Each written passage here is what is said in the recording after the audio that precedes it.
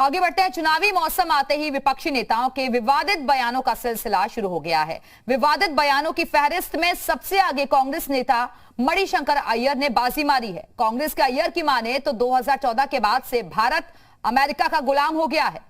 मोदी सरकार ने रूस से रिश्ते खराब किए हैं, जबकि पंडित नेहरू ने रूस के साथ बेहतर संबंध बनाए थे। वहीं मऊ पहुंचे महाराष्ट्र समाजवादी पार्टी के प्रदेश अध्यक्ष अबू आजमी ने तो हिंदुत्व को लेकर विवादित बयान दिया और कहा कि हिंदुत्व की सरकार में रेप करने वाला हिंदू है और बचाने वाला भी हिंदू है। समाजवादी पार्टी के सांसद शफीकुर रहमान बर्क को तो मुल्क के हालात ही बहुत खराब नजर आ रहे हैं। तालिबान का समर्थन करने वाला सपा सांसद को भारत का माहौल अच्छा नहीं लग रहा है। कांग्रेस नेता और विवादों के अजीज, जी हां, पूर्व राज्यपाल ने भी लगता है कि विवादित बयान देने की जैसे डिग्री हासिल कर रखी है।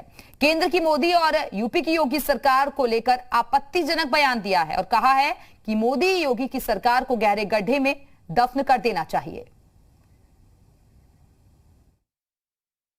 पिछले 7 साल में हम देख रहे हैं कि गुटनिरपेक्षता की तो बात ही नहीं होती है, कि शांति की बात ही नहीं होती है, कि अमेरिकनों के गुलाम बनकर बैठे हैं और कहते हैं कि हमें बचाओ। तो इसलिए रूस के साथ जो हमारे संबंध हुआ करते थे सन 2014 तक, वो काफी कम हो चुके हैं। उसमें काफी चोट लगा है और हमारा कर्तव्य बनता है कांग्रेस के होते हुए कि हम करदेव साहब को और उनके साथियों को ये बताएं कि जो भी आज की मौजूदा सरकार कर रही हो, हम उसके पक्ष में नहीं हैं। जो रेप हुआ है वो रेप करने वाला हिंदू, सरकार हिंदू, कौन सा हिंदुत्व की बात कर रहे हैं लोग? तो ये हालत देश की बहुत ही खराब है। सबसे बड़ी बात यह है कि हमारा देश एक गंगा जमुनी तहजीब का देश है और इस सरकार के पास कोई विजन नहीं है। रोजाना किसी न किसी बहाने से हिंदू मुस्लिम करके पोलराइजेशन करना चाहते हैं। इस वक्त देश की हालत बहुत खराब है, हालात बहुत नाजुक हैं और हम चारों तरफ से, बहरहाल हमारे दुश्मन भी हमारे पीछे लगे हुए हैं। ये आज इत्तेहाद की ज़रूरत है और बजाय इत्तेहाद के जुल्म हो रहा है, जुल्म और ज़्यादती हो रही है और मतलब ये कभी मॉब लिंचिंग के नाम पर, कभी बलात्कार के नाम पर, कभी हर तरीके से जो ज़्यादती और जुल्म हो रहा है उस पर कोई कानून नहीं बनाया जा रहा, ना गवर्नमेंट ने आज तक उस पर कोई तवज्जो की। हिंदुस्तान की जितनी सेकुलर फोर्सेस हैं, जितनी एंटी कम्युनल तरक्की पसंद फोर्सेस हैं, उन सबको मिलकर इकट्ठा होना चाहिए और नरेंद्र मोदी, अमित शाह और योगी जैसी सरकारों को इतने गहरे गड्ढे में दफन करना चाहिए कि दोबारा सर उठाने का मौका नहीं मिले इनको। मतलब ये। और चलिए इसी मुद्दे पर चर्चा करने के लिए इस वक्त खास मेहमान हमारे साथ जुड़ चुके हैं। बीजेपी प्रवक्ता राकेश त्रिपाठी जी हमारे साथ जुड़ गए हैं। राकेश जी, बहुत बहुत स्वागत है आपका। सर, अभी आपने तमाम अलग अलग नेताओं के बयान सुने। हर कोई यही कह रहा है कि देश में हालात अभी ठीक नहीं है, विजनलेस ये सरकार है और सिर्फ हिंदू मुस्लिम की राजनीति कर रही है। निश्चित तौर पर जो लोग ये बयान दे रहे हैं उनके लिए तो हालात बिल्कुल ठीक नहीं है, क्योंकि सत्ता रहते हुए कैसे लूट खसोट करके गरीब का धन कैसे अपने तिजोरियों में भरा जा सके, उन्होंने हमेशा यही करने का काम किया है। और आज ऐसी सरकार है जो ट्रांसपेरेंसी की सरकार है, जो गरीबों के लिए समर्पित सरकार है, जो गरीबों के घर में इस समय 35 किलो अनाज हर महीने मुफ्त में पहुंचाने का काम कर रही है। पूरे कोरोना काल के बाद में सबको मुफ्त टीकाकरण करने का काम कर रही है। ऐसी सरकार से समस्याएं तो होंगी। जिन लोगों ने हमेशा मजहब के नाम पर ध्रुवीकरण करके, विभाजन की रेखा खींच करके, भड़काऊ बयान दे करके, सांप्रदायिक दंगे करा करके अपनी तिजोरियां भरने का काम किया है, उनके लिए हालात जरूर खराब हुए हैं। लेकिन ये कितनी भी कोशिश करें कि भी रेपिस्ट की ये जाति देखें, रेपिस्ट का मजहब देखें, लेकिन हम हमेशा अपराधी की जाति और मजहब से परे होकर के उसने अपराध क्या किया है हम इसको ही देखने का काम करेंगे और जो अपराधी होगा उस पर दंडात्मक विधान लागू करने का काम करेंगे, पूरी कठोरता से कार्रवाई करेंगे। ये दुर्भाग्य रहा है कि इस तरह के नेता अपनी जहरीली जुबान के जरिए मीडिया में सुर्खियां पा करके, चर्चा पा करके दुर्भाग्य से इस देश की सत्ता में बैठे रहे हैं। लेकिन 2014 के बाद जब देश की राजनीति में एक बड़ा परिवर्तन हुआ है कि देश में अब जाति और जमात से ऊपर उठ करके वोटर ने विकास के मुद्दे पर वोट करना प्रारंभ किया है, तो जानबूझ करके उत्तर प्रदेश के विधानसभा चुनाव को देखते हुए पूरे मुद्दे को विकास से कैसे डाइवर्ट किया जाए। यानी कि राकेश जी आप कह रहे हैं कि पॉलिटिकल पब्लिसिटी के लिए ये सब किया जा रहा है।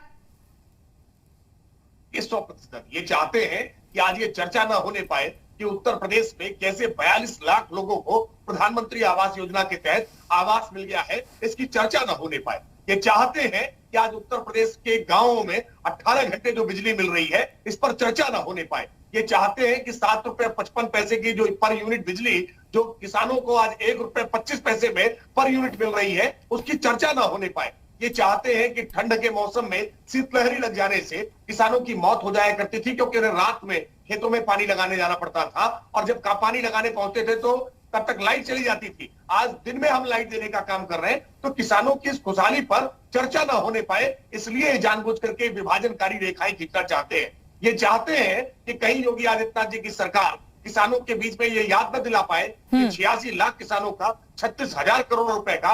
राकेश जी आप बने रहिए हमारे साथ, और इस वक्त कांग्रेस प्रवक्ता अंशु अवस्थी जी भी हमारे साथ जुड़ गए हैं। अंशु जी आपका भी बहुत बहुत स्वागत है। सर आप लोग विकास पर चर्चा नहीं चाहते, उसके बारे में नहीं जानना चाहते हैं, सिर्फ और सिर्फ विभाजनकारी नीति चाहते हैं, ये आरोप लगा रहे हैं राकेश त्रिपाठी जी।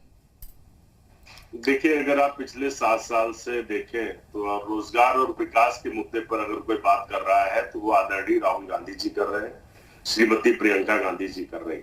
उत्तर प्रदेश में जब एक दलित बेटी को हाथरस में जलाया गया तो कौन वहां पर पहुंचा था? राहुल गांधी, प्रियंका गांधी। किसानों के ऊपर जो गाड़ी चढ़ाई गई वहां कौन पहुंचा? प्रियंका गांधी जी। तो जितने भी मुद्दे हैं उस पर प्रियंका गांधी जी बात ही नहीं कर रहे हैं, उस पर सड़क पर उतरकर संघर्ष कर रही है। और ये ताना नहीं सर, आपके जो ये बयान वीर है उन पर एक्शन क्यों नहीं हो रहा? नहीं, अब मुझे आप बताइए ना, अगर सर कोई ऐसी भाषा का इस्तेमाल कर रहा है कि मोदी योगी को दफन कर देना चाहिए। मणिशंकर अय्यर तो विवादित नेता शुरुआत से ही रहे हैं, मुगलों के साथ कभी प्रेम की बात कहते हैं, अभी कह रहे हैं कि वो भारत जो है अमेरिका का गुलाम बन गया है। सुन लीजिए, देश जो है संविधान से चलता है, ना तो भाजपा से चलता है ना कांग्रेस से चलता है। संविधान के सम्मत अगर कोई बात नहीं है तो सरकार को हक है कि कार्रवाई कर सकती है। तो क्यों नहीं करते? क्यों हल्ला गुल्ला टीवी पर मचाने आते हैं? कार्रवाई करिए ना। अरे सच्चाई ये है कि आपकी अमेरिका परस्ती से जो रशिया, जो भारत का परंपरागत मित्र था, वो दूर हो गया। पहली बार वो पाकिस्तान के साथ सैन्य अभ्यास कर रहा है आपकी विदेश नीति के चलते। भारतीय जनता पार्टी की कोई भी पॉलिसी आप उठा लीजिए, सिर्फ और सिर्फ जन विरोधी है। 3 काले कानूनों को वापस क्यों लेना पड़ा?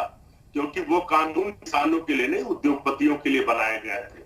जब तक एमएसपी कानून का हिस्सा नहीं बन जाती, आंदोलन जारी रहेगा। भाजपा सरकार का जो चेहरा है, जो चरित्र है, जो नियत है, सब सामने आ चुकी है। इनको कोई मतलब नहीं देश के लोगों से, आज से नहीं, आजादी से। जब आजादी में पूरा भारत लड़ाई लड़ रहा था तब ये किसकी सरपरस्ती में थे? अंग्रेजों की। तो ये आज के अंग्रेजों के गुलाम नहीं है, ये बहुत पुराने हैं, इसीलिए आज। राकेश त्रिपाठी जी जवाब दीजिए। कि मैं मानता हूं कि तमाम सारी वाहियात बातों का क्या जवाब दिया जाए।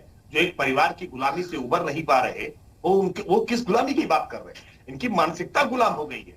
एक नाम नहीं किसी दूसरे नेता का ले, राहुल गांधी प्रियंका वाड्रा, राहुल गांधी प्रियंका वाड्रा। अरे भाई, कांग्रेस पार्टी में क्या दूसरे और नेता नहीं है क्या? केवल एक खानदान की चाटुकारिता करना, चापलूसी करना, यही कांग्रेस में चरित्र हो गया। इसीलिए आज अमेरिका की गुलामी दिखाई देती है। अरे भाई, कांग्रेस पार्टी के भीतर और भी दूसरे नेता है ना, किसी दूसरे एक एक करके सर, एक एक करके। लेकिन नहीं, राहुल गांधी प्रियंका वाड्रा, राहुल गांधी प्रियंका वाड्रा, इसके बाद आगे कौन? आगे प्रियंका वाड्रा के बेटे बेटियों को करना शुरू करेंगे।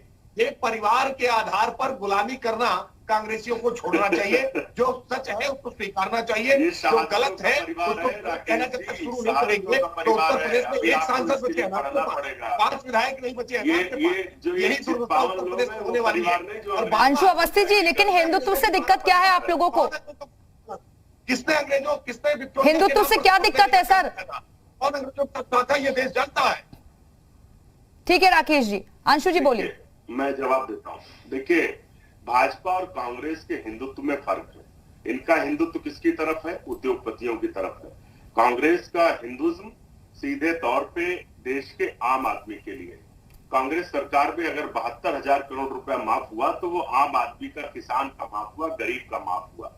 हमारा हिंदुज्म लोगों को एम्पावर करना है, लोगों को समानता का अधिकार देना। और इनका हिंदुज्म क्या सिखाता है? लखीमपुर में एक महिला की साड़ी खींची गई, हाथरस में 2:30 बजे रात को एक बेटी जला दी गई, उम्बा में जनजातियों पर नरसंहार हुआ, 10 लोगों की हत्या कर दी गई। तो ये इनका हिंदुज्म है। कांग्रेस का हिंदुज्म आम आदमी को बराबर लाके खड़ा करना है।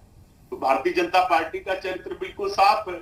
ये सिर्फ और सिर्फ 8.5 लाख करोड़ उद्योगपतियों का माफ कर देंगे, लेकिन अन्नदाता के लिए एमएसपी पर सर ठीक है, आप बहुत सारे मुद्दे उठा रहे हैं, उस पर मैं पूछ लूंगी, आपके सवाल का जवाब लूंगी राकेश त्रिपाठी जी से। लेकिन सर कम से कम ये तो बताइए कि ये जो बयान दिए जा रहे हैं इस पर आप समर्थन करते हैं या निंदा तो कम से कम करिए ना। देखिए, पूरी तरीके से समर्थन है। भाजपा सरकार की विदेश नीति के चलते, गलत विदेश नीति के चलते आज नहीं, अजीज कुरैशी ने जो बोला, क्या आप उसका समर्थन करते हैं? मैं क्या कह रहा हूं आपसे, पूरी तरीके से समर्थन किया। सिर्फ समर्थन नहीं, भाजपा सरकार की गलत विदेश नीति के चलते राकेश त्रिपाठी जी बोलिए। खड़ा है। फिर से जब कांग्रेस की सरकार आएगी वो समर्थन कर रहे हैं अजीज कुरैशी ने जो कहा, क्योंकि बीजेपी को देश चलाना नहीं आता, ये सच्चाई है। बीजेपी सिर्फ और सिर्फ लोगों का धार्मिक ध्रुवीकरण करके ऐसे ही करते रहे। कांग्रेस एक दिन इतिहास के पन्नों में दर्ज हो जाएगी कि कांग्रेस पार्टी देश में हुआ करती थी। ये सच्चाई है कि कांग्रेस ए.ओ. ह्यूम द्वारा गठित कांग्रेस पार्टी को अब इतिहास के पन्नों में दर्ज होना चाहिए। जो महात्मा गांधी जी की इच्छा थी कि कांग्रेस का विघटन हो जाना चाहिए, कांग्रेस समाप्त कर दी जानी चाहिए। अहंकार के साथ कांग्रेस पार्टी ने वातावरण बनाया है। कानून व्यवस्था के मसले आते हैं, बंद हो जाती है जब राजस्थान के देखते उतारने के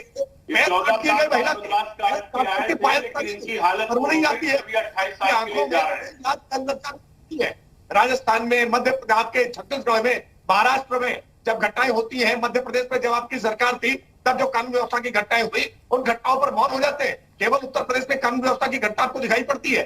ये शर्मनाक तरीका आप बंद कीजिए, देश के मुद्दों पर बात कीजिए।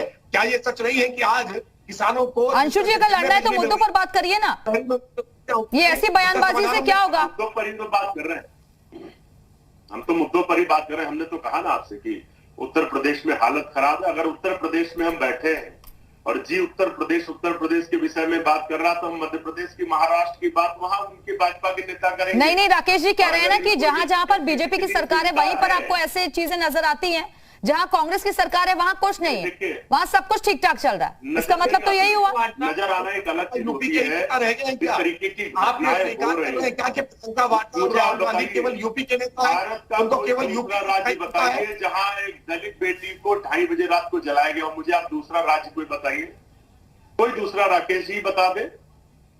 तो सवाल ये है कि इनका जो चरित्र चेहरा है वो सामने आ चुका है। चलिए फिलहाल बहुत बहुत शुक्रिया आप दोनों मेहमानों का हमारे साथ चर्चा में शामिल होने के लिए। तो चुनावी मौसम है और इसी वजह से नेताओं की तरफ से भी ये बयानबाजी हो रही है और इस पर सियासत भी खूब हो रही है।